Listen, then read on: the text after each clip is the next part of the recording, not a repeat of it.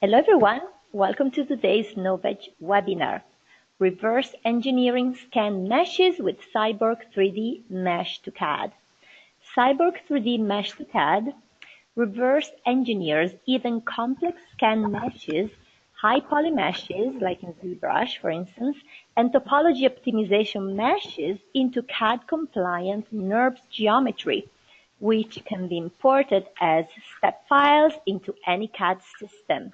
It provides unparalleled accuracy in capturing even the smallest details without exploding the file size, as you will shortly see. Today's presenter, Gary Crocker, is the founder of IntegrityWare and of IntegrityWare's division, Empower Software.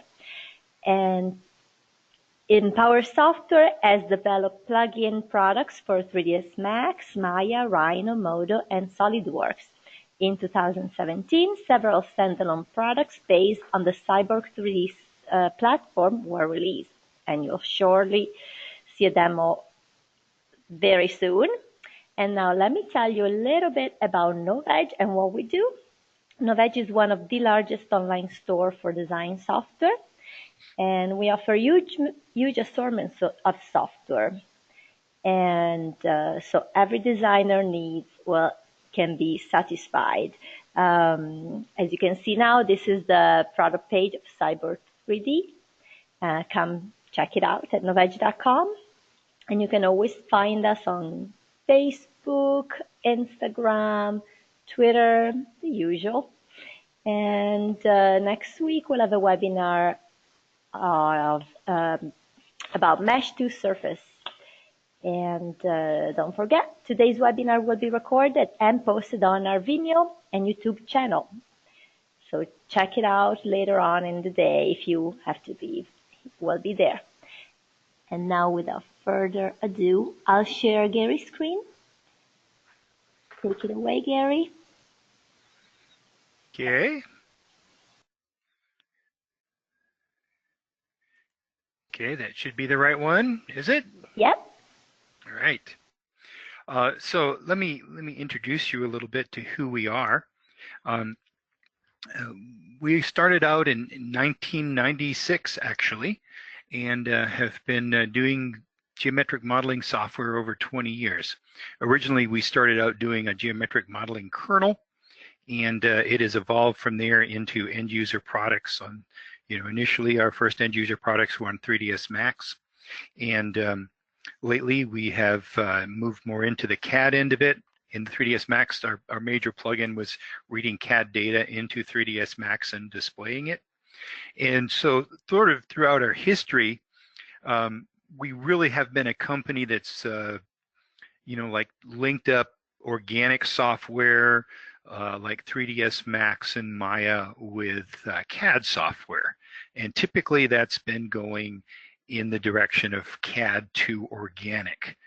In terms of being able to, we have a very nice tessellation engine that's used in a whole bunch of products out there that you probably would recognize. And so now we're actually, since a couple of years ago, we introduced our SolidWorks plugin that did reverse engineering. And initially it was kind of a manual sort of process where you laid out the mesh sort of by drawing on it and so on. And just this last January, we've been introduced the SolidWorks plugin that has sort of an automatic quad wrapping technology in it that allows you to quickly wrap almost anything and do it very quickly and produce a very nice object from it, a solid model from it. And so this is what you're going to see today is not like brand new technology. As a matter of fact, we've had at least one customer who is a very big game toy developer using it for over a year or almost a year. I think they got it like last January, our beta version of this Cyborg MeshToCAD. And one of the problems they had, which some of you may identify with, and they had tried all of the options available to them on the market, and there was several problems. They would have like a figurine and they would need to have the fine detail. For example, Luke Skywalker had to have that mole on the side of his face. Otherwise, Disney would not certify that as a valid Luke Skywalker model. And so their workflow previously was that we will design it in, either scan it or design it in ZBrush, and then we ship it over to China, and China will take it into SolidWorks and basically reconstruct it using the SolidWorks set of tools. And so often it would come back and they would say, well, it doesn't have this particular detail on it, like it doesn't have Luke Skywalker's mole on it or whatever. And so it was a very cumbersome, very expensive process. And so we have been working with them actually on and off for about 2 years now on this technology. And they have been successfully using it to go directly into their CAD system from their ZBrush and their scan models. So it's a very interesting technology, very difficult problem to solve. And so we're going to kind of walk you through how we have solved it, and the solution that we think is world-class in terms of nobody else can do the sort of models that we can do. And one of the reasons we named it Cyborg is because Cyborg is sort of a combination of organic and mechanical. And that's really what we have been doing for most of the time the company has been around. So let's see if we can tell you the story here. We have a lot of patented technology that is in this software to do the various things and create the Nurbs very efficiently. We have real high accuracy in terms of being able to create exactly the shape that is defined by the mesh. And it's a very highly automated process. It's not sort of that manual process where you have to lay out the mesh by hand. So let's go into it here. So this is Cyborg3D MeshToCAD. And one of our lines is MeshToCAD in minutes, not hours or days. And we think we're the industry leader in reverse engineering of organic meshes. And not necessarily mechanical meshes, you know, planes and cylinders, but the more difficult organic stuff. So here's some of the software that we can take data from. ZBrush is one of the ones that we've had people sending us ZBrush models to convert for some time. 3ds Max, Mudbox, Maya, and so on.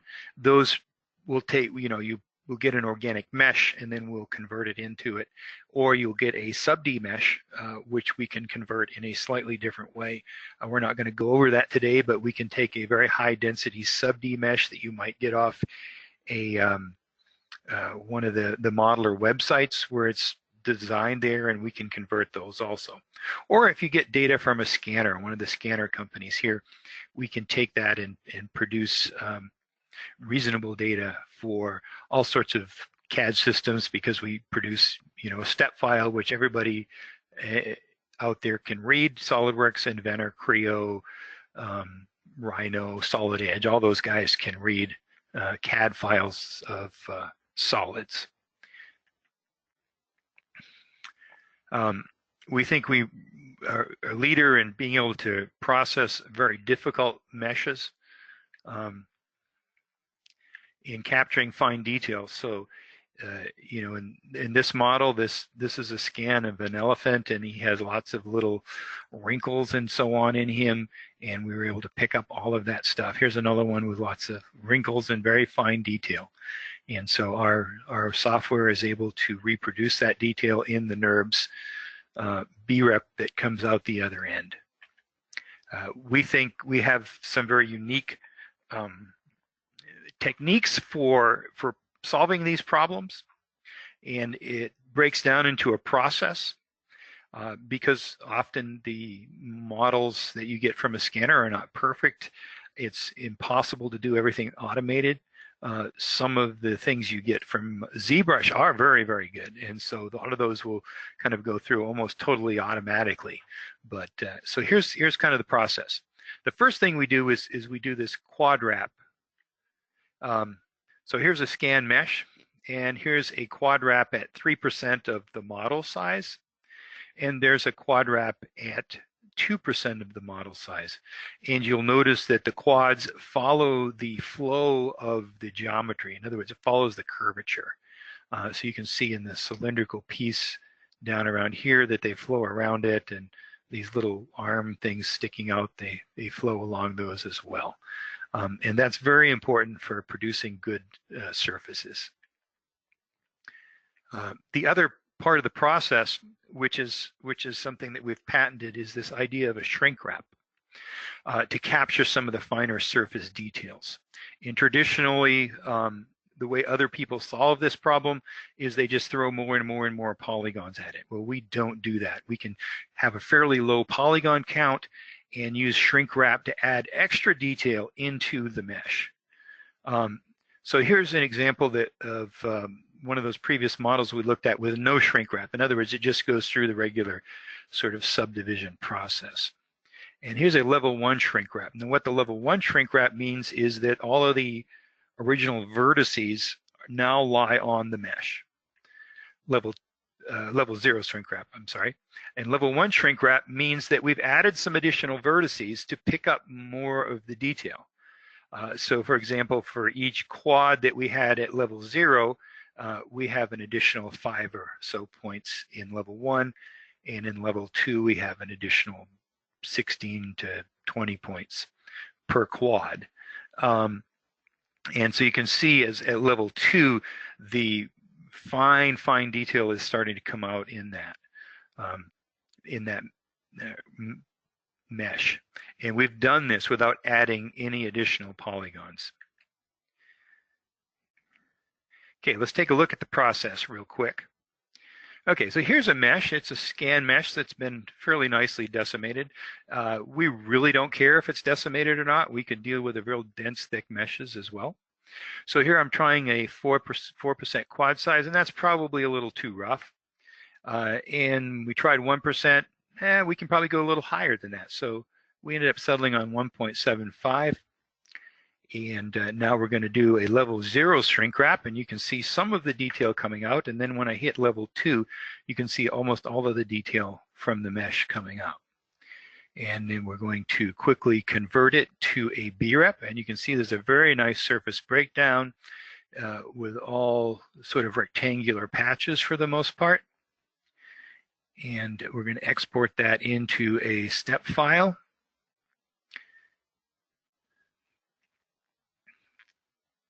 And here we've brought up our favorite SolidWorks software, and you can see it validates as a solid, so we can do all sorts of booleans and feature operations on that model after we bring it into SolidWorks or other CAD systems. One of the reasons we're able to do what we do is we have this curvature-driven surface knot density algorithm that we've developed and patented. And it produces lightweight surfaces that are highly accurate, and it's highly adaptive. By highly adaptive, what I mean is the areas where you need more data, it puts more data. So for example, here is that model of the head, and the different colors represent sort of different levels of curvature and different detail provided. So the orange areas have like 1 level of extra detail, and the blue areas have 2 levels. And so we don't have to increase the level of detail when we do that. This is from the shrink wrap command, actually. So we don't have to increase the level of detail on the entire mesh in order to achieve accuracy where it's needed. And so here's an example here's this example, and this shows the knot vectors. So the knot vectors correspond directly to the weight of the surface. Here's a level 0, so in other words, I didn't have to do any additional detail in that area. Here's level 1, which is I've added some detail in there, so that's, it'd be twice, well, it's 4 times as many points in a surface at level 1 as it would be at level 0 if they're the same size. And then level 2, and in that case, it would be 16 times the number of control points that would be in level 0. So if you had to go level 2 to capture the detail throughout the whole model, what happens is that it gets so heavy that your CAD system just kind of goes chokes on it and says, I have a hard time dealing with this. It takes, you know, an hour to import it and so on. So I don't know if you've experienced that with some of the other software that does this sort of thing, but that's sort of typical. So what we've done is we produced a very adaptive solution, and we can handle some, you know, the other problems that we deal with is real world situations. For example, worn or damaged areas in the original object. Like here's an edge of some scan that was, you know, worn out or pitted or whatever. We also deal with problems with the 3D scan anomalies. For example, you sometimes get this microscopic holes and bubbling going on. You sometimes get these razor thin, like overlap areas that are just, you know, microscopic thin, and you really don't want them, but you know, they're there, and you got to figure out a way to deal with them. So, or you get like false bridges, that sort of thing also happens. And so there's several ways to deal with these problems in the original scan mesh. You can directly edit the scan mesh, find them, look around the mesh, find them, and use some editing techniques to work on them. And we'll show you some of that, some of the techniques that we have available in Cyborg a little bit later. The other thing that you can do, which seems to me to be a lot easier, is you can edit the quad-wrapped retopologized mesh. And I came to this conclusion because we were, you know, early on we were reverse engineering some bike helmets for somebody, and it seemed like I could do it with the quad wrap mesh and get what I needed, whereas I could not. I mean, it just physically did not have the time or energy or tools to be able to fix the scan mesh. And so usually option 2 for me seems much simpler. It's not always the right solution, but it's often much simpler. So what are some of the tools we have to do this? First of all, we have an isolate open edges, which we do after the quad wrap to identify any mesh anomalies. So what this will do is it will look into the mesh after we've quad wrapped it, look for areas where something is flipped over or something is not too accurate, and then it will maybe delete a face or two so we know, okay, we got to look in this area and see if we can fix some things up. So here's kind of what that looks like. So here's a real world scan mesh we got off the RTAC website. And there's one area that didn't, it's kind of one of those bumpy areas that I showed you before. And we did a hole fill and we unconstrained it and basically pulled that out. Now here's the razor thin area that I was talking about. And we have tools like we have paint faces to be able to pull things in, and you know, we can edit things and they stick right on the mesh. And then the quad fill, and we can do a bridge type command as well here. We can bridge between two things, and then we can kind of use our quad fill to fill it in. We can glue vertices. Here we're gluing or merging some vertices together, and then, you know, finishing it off with a quad fill. So that's just a quick example of some of the sort of repair techniques that we have on the quad mesh, as opposed to doing the repair on the original scan mesh. The other thing that we have, which is sort of essential, is when we do this process, it is entirely possible that there are self-intersections in the scan mesh or in the designed mesh that you get from ZBrush.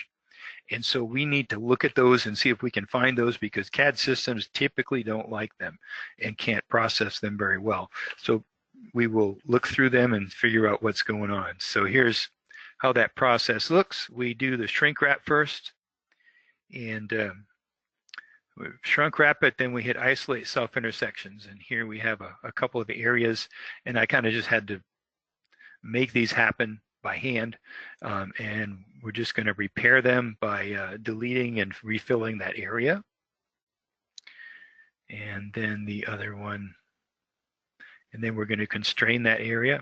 Okay, now here's one where it's not necessarily self-intersecting, but some bad stuff is happening, and you can see we have some little lumps, probably unintended lumps in the mesh, you know, where things have bubbled up there. And so we're just going to refill that and leave it unconstrained so that it will be nice and flat and it won't have those things. And here we go. We converted it, and we're going to pull it into SolidWorks and So this is a fairly complicated model. It's sort of medium, what I would call medium complexity for what we've been able to do. And you can see it comes in as a solid, and you can do all your operations on it.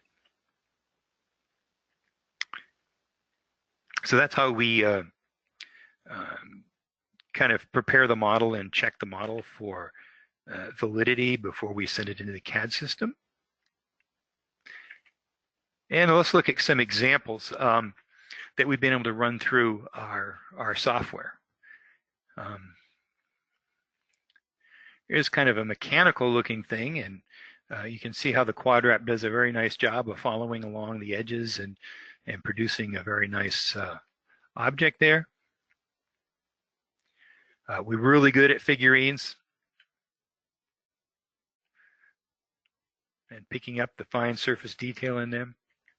Architecture, we've had several companies looking at our stuff and using it for doing things like bricks and tile, things with surface detail. So they'll send us a scan. They say, oh, we want to, use this.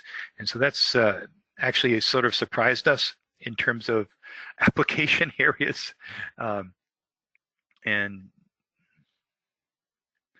we have some medical people. Here's a fox skull, and that was a fairly complicated one as well. You can see the detail and a hand model, and we actually have some customers using our stuff for both like foot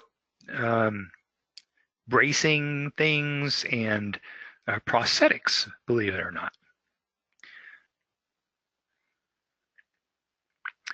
Here's one of our customers who takes an original scan of a stock car and turns it into a NASCAR model.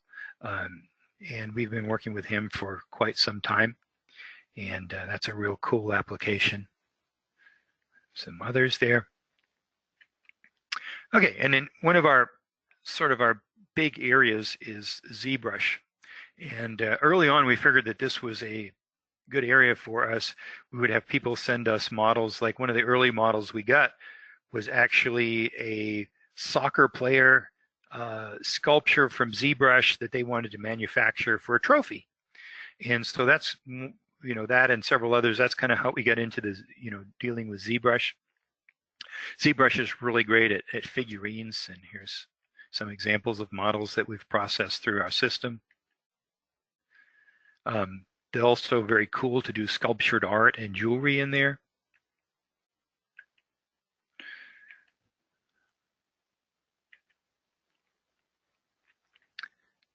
So to summarize, we have some powerful new tools for reverse engineering complex meshes, automatically quad wrap to retopologize the mesh, and then shrink wrap that to capture the fine mesh details. And the adaptive surface density allows us to produce relatively lightweight CAD files with that high detail in them. Compatibility, we have compatible with virtually all polygonal and CAD systems, highly automated and efficient workflow. And I'll show you an example of how to do that later in a few minutes. High quality CAD geometry in STEP or IGES formats. We can capture an amazing level of detail. And the models are relatively lightweight. And we think we have a premier solution for organic mesh conversion. And so here's kind of our chart again of taking both scan data and design data from places like ZBrush and pulling it into the various CAD systems. So that's it for the presentation. So I think what I'll do is, if anybody has any questions before I get into the live part of the demo, now would be a good time for them. No questions so far, just one for me. Okay. They're asking if this demo will be recorded and available later, and the answer is yes. Just go on YouTube. Okay. And question coming in. Are you providing training? We are. We have, some initial stuff, and we also have some official training that you can purchase. If you're want to, for example, oh, I have this certain model and I don't know if you guys can process it, that's the sort of thing we can walk you through. If you really need more advanced training that's not in the videos of how to work with our stuff, we have some training that you can purchase that we've done for SolidWorks before, where you send us a model, a typical model or two, and we put together a workflow for you and then walk you through that workflow in quite detail so that you can reproduce it. And can we transfer maps from scans?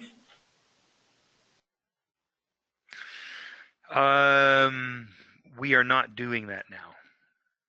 Okay. And that's, yeah. What's the difference between power surfacing and Cyborg3D? Well, other than the fact that it's in SolidWorks, not a lot.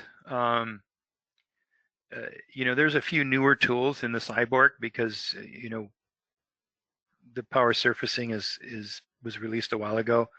Those will probably make it into SolidWorks in our next update. So they're pretty close. Great. And do I need Cyborg3D or I can use the plugin for Macs? Yeah, the plugin for Macs is really limited to taking a sub-D mesh and putting it through. We have some very, very old technology that's available there, but the sub-D conversion works great if all you have is a sub-D mesh. But if you have something more than a sub-D mesh, you probably should look at Cyborg. Great, thank you, Gary. All right. I'll save the next questions for later. Okay. All right, let's actually give you a live demo of what's going on here. So I brought in this same head model, and it's a STL file. And I'm going to go in and just pick a few things here to serve as a basis for reorienting it. So as you can see, the model is not aligned with any of the axes. So I'm going to align that to the Z-axis. You can see now it's you can see the little Z-axis down here in the lower corner. So now those are aligned with the Z-axis. And the other thing I can do is I can center that selection right on the origin. So this is our little origin thing here. And so now we have this guy lined up nicely so that when you bring it into your CAD system, it's sitting up the way it expects. Some people like up Z, some people like up Y, but you can do whatever you need to do there. So we'll get out of the mesh editing, and we have a button that will show you the polygons. So you can see this is a fairly well decimated scanned mesh. We actually got this mesh from the RTech website, if I'm not mistaken, and that we do not need to have it this finely decimated. Actually, it's even better for us if it has more points. So then it will, the underlying thing. The problem is when you decimate, you do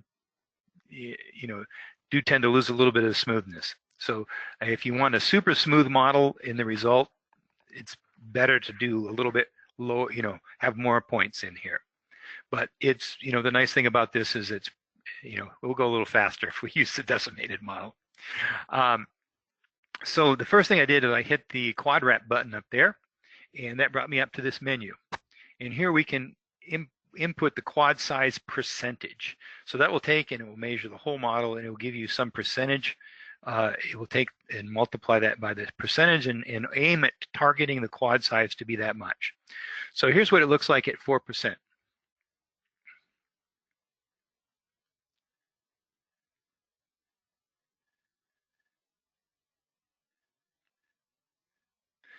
And that's kind of rough. We can go and turn the mesh on and see that. I should have turned the thing off on the mesh, but you can see it's really not capturing the mesh very well. So let's try a different size here. And typically what you want to do when you're using this tool is you want to start higher and then work lower, and then kind of get down to the position where you want to be. So let's try 1. Just 1% of the model size. And you can see here, we've captured a lot of the detail in this one. If I turn our mesh back on, you can see there's not, not very much that it doesn't capture. So that's really good. Maybe that's even a little too good, because we could go a little bit lighter weight. Let's do 1.75. So that's almost twice what this one is, and it still should capture it fairly well.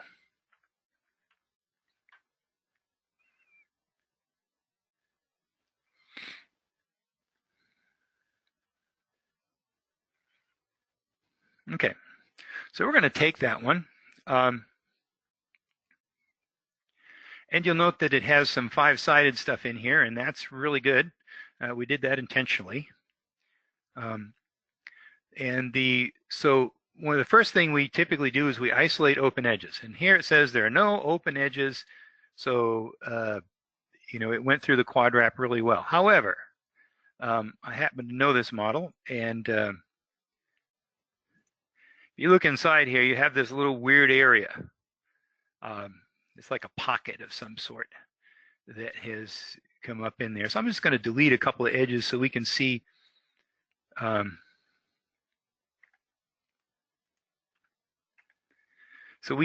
the isolate open edges work and show you how that works.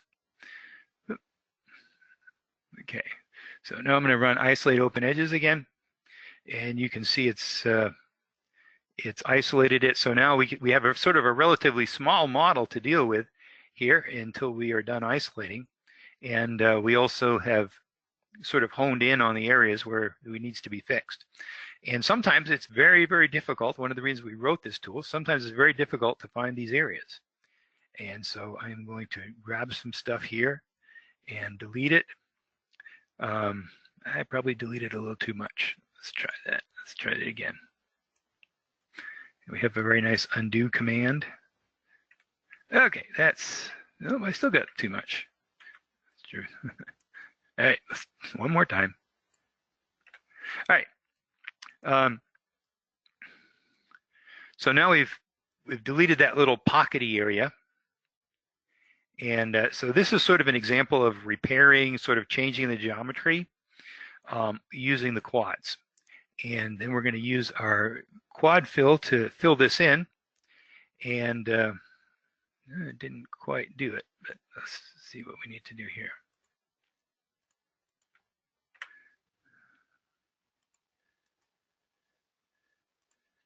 There we go. So now it's all filled in. And we may like that shape or we may not, but we can we have this sort of expand selected tool, which is really nice. And so we're going to expand some area here, and we're going to unconstrain those faces. So that means those faces are no longer stuck to the mesh, which gives us the ability to go up here and hit the relax tool. And the relax tool basically does sort of an averaging, and we can pull that up and relax it more or relax it less. And so that's a very, very nice tool to have. Let's go back to isolate, and if it doesn't come up and complain, then you have completed the task, and you've gotten rid of all the open edges. So that's sort of step one. You do the quad wrap, and then you isolate open edges, and that allows you to fix any areas where the mesh may have an issue. And then we go into, I'm going to do the subdivision here so you can see what's going on. We're going to go into our shrink wrap command. And this is the one we showed you earlier. And I'm going to preview it at 0 level. So right now, it's the resulting points are not actually on the mesh. But when I do it at level 0, you can see the sort of the accuracy and the fidelity of that go down. So now the original points are all on the mesh. If I do level 2, gotta actually hit the button. Level 2.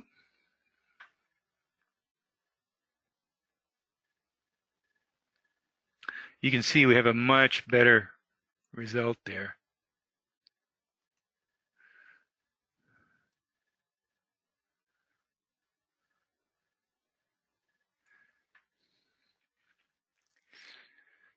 Okay, so if we go back, there's a couple of different ways to look at how good you're getting. One of them is simply to turn the original mesh back on, flip it on and off, and I kind of wish I had turned off the edges on that, but that's one way to do it. You can have them both on, and you can kind of see there's a few areas where it may be a little high or a little low. The best way to look at it that we have found, and let's go back to 0 for a second, is this distance command. And so what the distance command is doing is it's measuring sort of the points on the mesh, comparing them with the points on the sub D mesh, and computing some distances here. So you can see it, the maximum distance, it's minus is 1.69 above and 1.52 below. And if we hit recalculate, it will recalculate these numbers. Or if we go in and we hit 2 here, it will automatically update. Now you can hardly see any of these red areas or blue areas anymore. And if we hit recalculate, you can see that we have dropped this one down by well more than half, and this one by about in half. And so that will kind of show you if there's areas in your mesh where you need to do a little additional work, then you can see them. Let me turn this off. The other thing I wanted to show you is this level colors option here. Level colors shows you the area where things are being subdivided more or less. So the high curvature areas are blue because they have 2 subdivisions. The yellow is 1, and the other one is just normal. So that's what that option does. And so we're going to accept this. And now that we've got that, we're going to isolate once we've done the quad wrap, we're going to isolate the self-intersections and see if there are any there. Yeah, there's one area where there may be a self-intersection. And let's take a look at it. That does not look too bad, actually. My guess is that it's okay. One of the usually if we have something like that, one thing to do is to fix it quickly is just to remove the constraint. And you can see it's smoothed it right out in that area. Okay, let's try isolate self-intersections again. Okay, it looks like there are no more self-intersections. So we are ready to convert this into a BREP. So we're going to finish editing it and hit our sub D to BREP command. And it'll sort of automatically choose the number of subdivisions for you based upon the level that you went. For example, if you did level 3 and shrink wrap, it would be 3 subdivisions.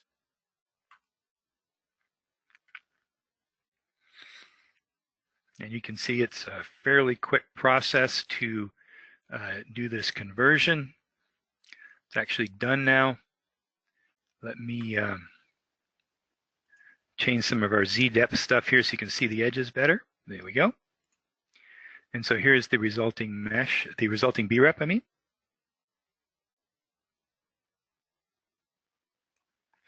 And here's what we do to export it. We say File, Export Selected, and we choose the type, Step, and head sculpture 2, and then we export it. Now, there are situations, like for example, let me click back on it. If you look down in the status line here on the lower left, you'll see I have a solid with 1 volume, and typically you're good when you have that. It has no open edges and no non-manifold edges, no wire edges. So this is a valid solid. Well, that is not always the case. It is entirely possible that something goes wrong. For example, let me make something go wrong here. So if we edit this guy, I'm just going to pick a face here somewhere. Delete the face. Now, how do we know? I mean, if we're just looking at this way, we wouldn't know that that has an open edge. If we finish editing and we looked at the status line, you would see now I have 5 open edges. So how do we find those? We go into edit mode and we click show open edges. It will do a display in the area where you have an issue. And so it will show you both open edges and then non-manifold edges as well. So that's how you can kind of check your BREP as you're done. The other thing that you might want to do is you can display the surface knots on it. And here are the knots. So you can see these areas where I didn't have any subdivision. I have a relatively lightweight surface, you know, a little bit higher, and then fairly high level in some of the 2 subdivision areas, like on the top here. So that's why we can produce a model fairly nice here without too much weight. Close that out. Can actually have SolidWorks open with this guy that was read in, and you can see what he looks like. And needless to say, it would be pretty much impossible to create this in SolidWorks, any kind of a shape like that in SolidWorks, but you saw how quickly we did it, and we even slowed down and introduced some errors. So, you know, that whole process would probably be less than 10 minutes for a relatively well-structured mesh like this. So let me pause there for questions, and then we're going to go on and do some other things as well. Okay, so we had leftover questions from the first round. Will there be compatibility with Modo? We will be able to take meshes that Modo produces and work with them. We do have a plugin from Modo that works primarily with the sub-D models, you know, the Catmull-Clark sub-D models. But once we have this, we'll be able to take other things as well that they have done, the triangular models and so on. Okay, that was it for questions. Okay, let me go on to another model here and show you some other techniques that we use. Okay, here is a bone, and I'm going to edit this because I want to orient it properly. And we have, for example, paint selection tool. So I can say I want to take this area and orient it to the Z-axis. So now we have a relatively nice, oops, did I go the wrong way? No, doesn't matter. Maybe I should use negative Z-axis. Anyways, so I got that guy.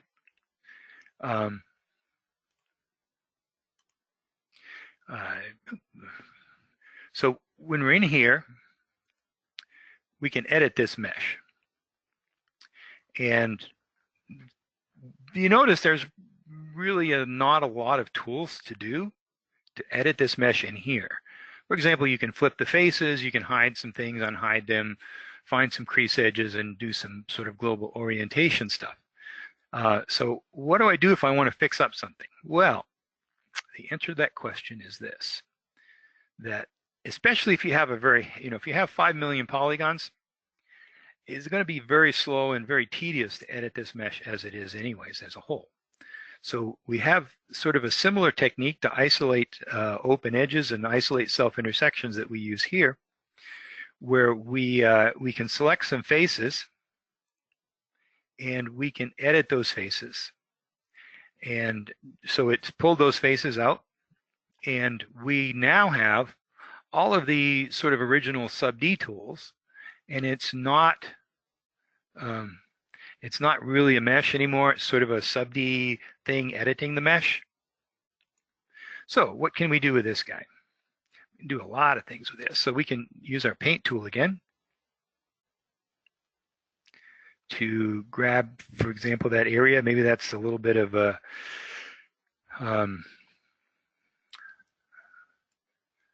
what do you call it, when you calcium deposit or something on that bone that we want to get rid of before we replace it.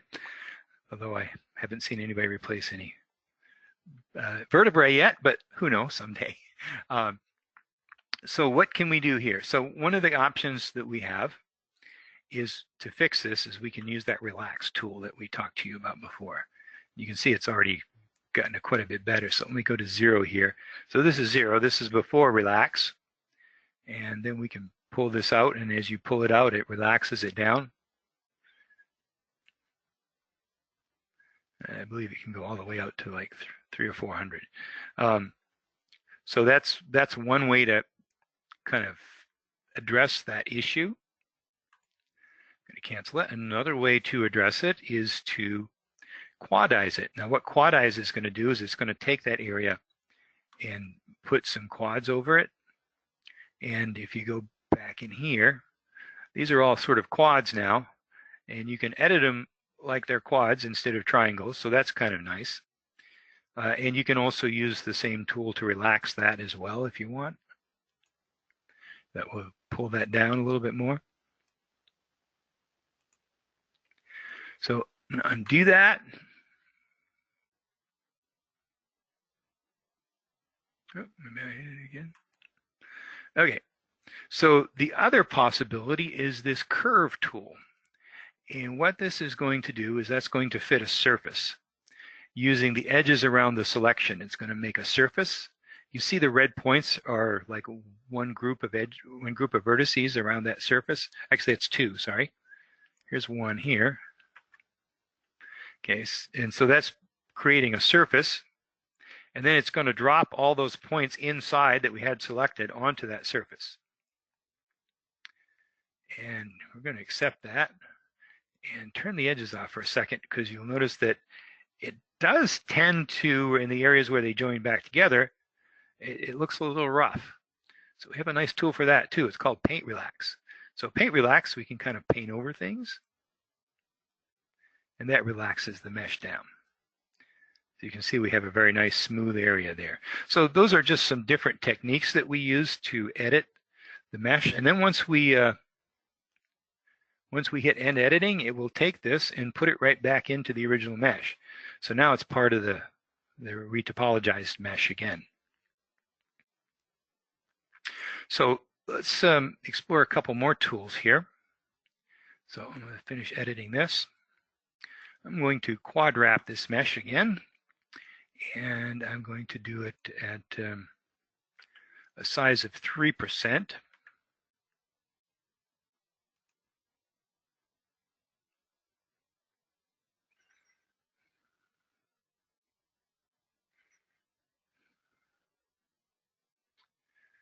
All right, now I'm going to shrink wrap it. Oh, I got an open edge right there. I can see it. So let's just go ahead and fill it. See if there's any others. Okay, there's no others. So I am now going to shrink wrap it to level 2.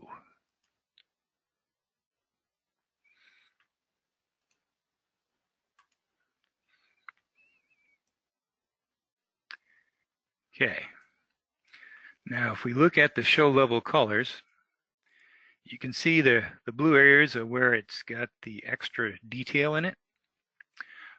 If we turn off this thing called curvature grouping, what that will do is that will bring out extra detail, because it's going to say, I'm going to go at the highest level over everything. So sometimes you want that. So let me show you if I do curvature group, turn curvature grouping off, that you can see how much more detail it's able to pick up on the surface. So if you really need all that surface detail and you're willing to pay the price in the final model, you can use turn off the curvature grouping. So let's accept this for a second, and let's use the distance. Let's see how we're doing here.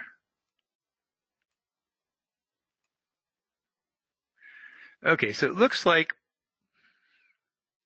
we have at least a couple of areas here that aren't really good. So what can we do about them? You can see they don't look very good. And if I turn this back on and turn the mesh on, one thing we can do here is we can control how far that mesh is pushed back, or we don't push back at all. If I say zero, try it again, zero pushback, it's not pushing that mesh back at all. And so this is what you get. You can see it. If we push back 0.001, you can see as we change the pushback, you can pull it back and forth a little bit and see what's going on. So let's look at that again here. So if I turn that pushback off, you can see in this area here, when we looked at it, we had some additional detail that we might have wanted to pick up. So in this area here, it wasn't really great, this area right here. And so if we look at it in this mode, you can see what has happened is we've transitioned to 4-sided to a 5-sided, so we've kind of lost some of the detail. So one thing we can do is we can insert additional edges in here. Okay, so that gives you additional detail. If we can also, stuck in the rotate mode. What did I do? Undo it. So once you've done that, and if you turn the sub D display on, you notice it doesn't look real good. So we have this update shrink wrap button here, which will redo the shrink wrap. And so now you can kind of see what it would look like. So sometimes you'll get areas where the mesh, typically what you want to see is this, where the edges follow right along the top. If you have like a sharp edge or something, you want to see edges follow right along the top of it. So if you have an area where that has come off, okay, let's do this. If you have an area like this, for example, and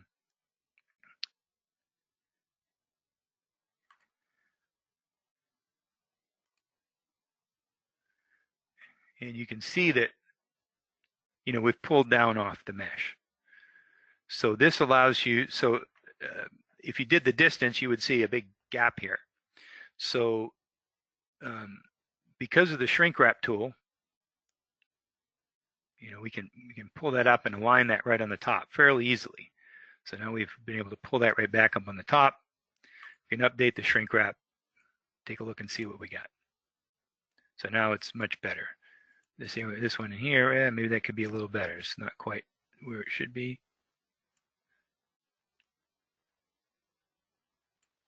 And then we hit update shrink wrap. So that update shrink wrap is really a good tool for kind of refining and fixing things. You can always go in here and put additional edges in into areas and get them finer. The other thing that you could do is, let's say this area in here is not really good. I can select some faces here. Up here. Okay, so I've selected that ring of faces around there. And I can do a, maybe I can't. There it is, subdivide selected. So I've subdivided the whole area.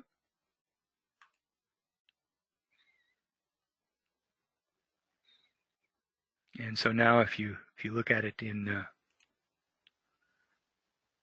you'll see that we have more density in that area now in terms of the original mesh.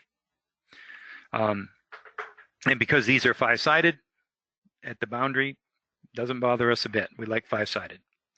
So that kind of gives you an idea of how to add additional detail, how to fix any issues.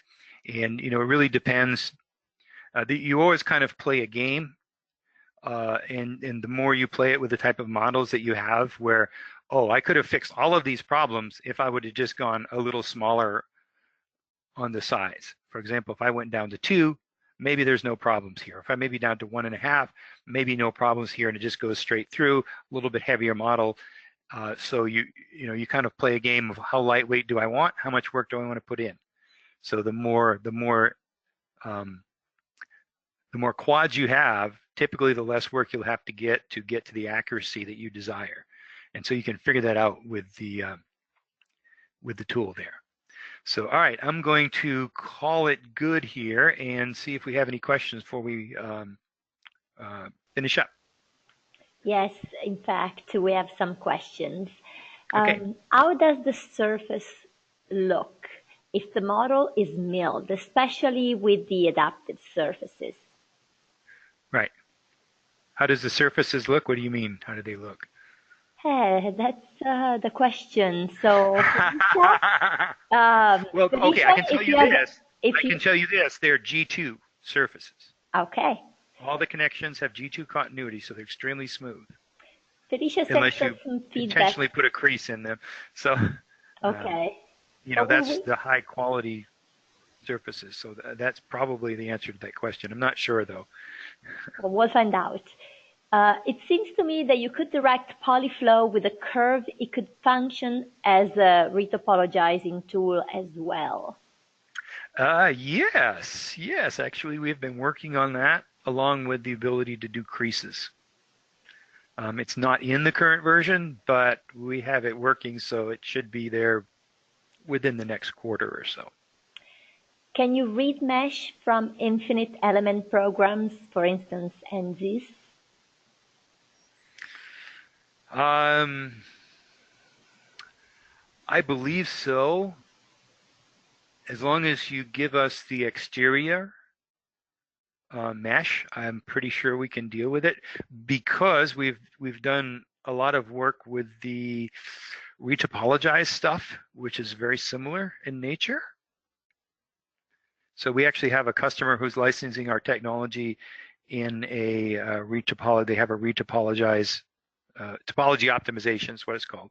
Topology optimization tool, where they run analysis on it, and then they throw away pieces and get this sort of funky stuff at the end.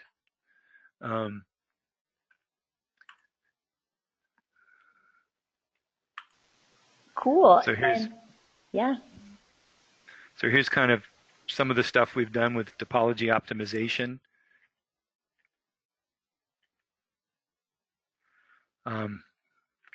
And here's kind of a redesign, so I'm not going to go into that one, but yeah, that's kind of where we're at with that. So actually, our SolidWorks tool has processed that, and we're actually working with some of the people in SolidWorks in their topology optimization area. So hopefully the answer is yes. It may depend somewhat on which system you get the mesh from. Thank you, Gary. And then the next question is this: do you supply a temporary license? I mean, a trial to see if it will serve our purposes, and how long is the duration? I can even answer that question because we do have a trial online at Novedge.com, right? Mm-hmm. And I think, yes. Gary, correct me if I'm wrong, it's for 10 days. I think the new one is for 30 on the MeshToCAD. Okay. And the only issue with it is, because of all the hacking going on, that we have disabled the export. Okay. So if you want to actually get So you can walk through this whole process and produce the BREP, look at it. If you actually want to see what the BREP looks like, just send us the file and we'll send it back to you. Okay, thank you so much, Gary. Cool, great news. And that was it for now. Okay. We've used up our time almost exactly then. All right, so that's great. Thank you so much for presenting today. I see that this webinar was very animated. I will take the screen back just for a second, actually, to continue my closing up, and to remind everybody that we're recording the video and it will be posted later on YouTube and Vimeo. Just search for Novedge where you can find it. And I want to thank you for attending and show you again where the page for Cyborg3D MeshToCAD is. Just go to Novedge.com. You can search the product. You can search the brand and power. You can go and try it now, download the trial. And you can find us on Facebook, Google+, Twitter, and all the usual suspects in social media. Thanks again for joining us today and have a great rest of the day. Bye-bye, everybody.